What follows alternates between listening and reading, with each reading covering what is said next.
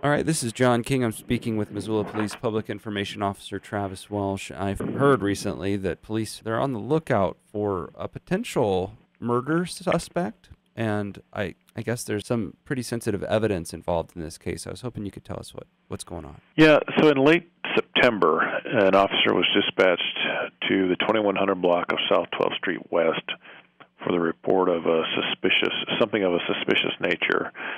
When he arrived, he met with the complainant, who presented to him a box that contained rocks and also pieces of bone that he was concerned about. The officer took photographs of the area and of the contents of the box, and that initiated an investigation into the types of bones that we were looking at. We utilized the help of the Montana State Crime Lab and the University of Montana Anthropology Department to determine that they were in fact human bones and that they appeared to be subadult, and more specifically they were identified as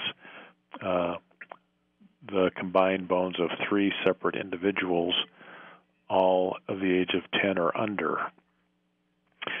As it turned out, the residence was in transition between the past tenants who had been evicted and potential new ones, and it was being cleaned at the time, and it was actually a member of this cleaning crew that discovered the bones.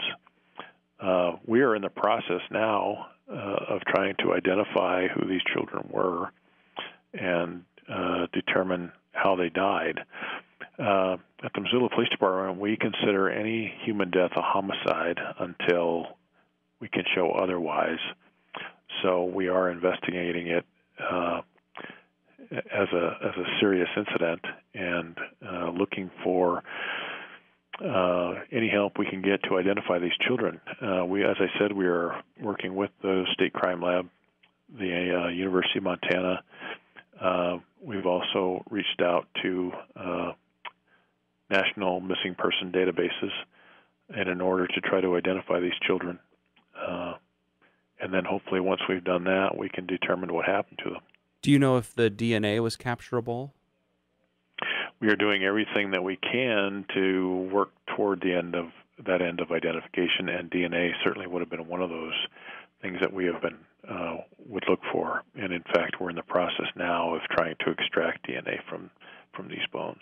When it came to those prior tenants that you mentioned, have police been able to do interviews with them, or is there a search for them? We are in the process of interviewing every person that was involved with this residence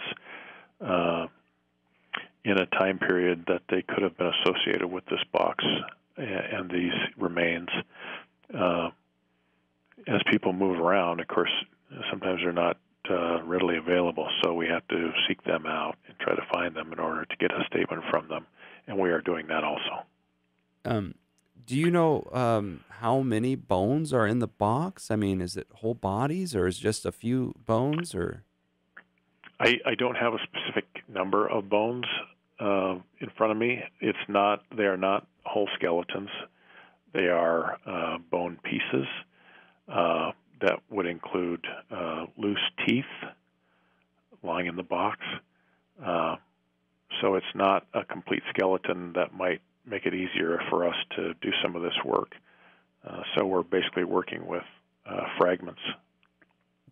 Do any of the fragments indicate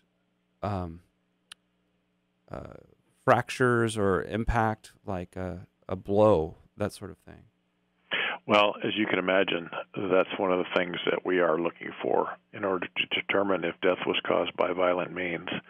However, I'm not at the point where I can release such details on the investigation.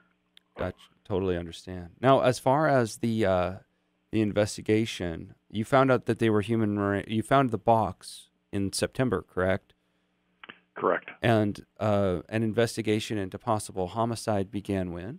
November? At the same time. Oh, at the exact same time. So it was Yeah. Okay. And it's still underway up to today, I assume. Yes, correct. All right. Are you seeking any information from the public, that sort of thing? Absolutely. If anybody knows about these remains or how they ended up where they were, we'd certainly like to hear from them. In fact, they can call Detective Guy Baker at 396-3217. Do you know if the box was like hidden, or was it out in the open, or where was the box found? I don't have any indications that it was hidden. It was found in a looks like a storage shed on the property. All right. Well, Travis, thanks so much for your time. You betcha.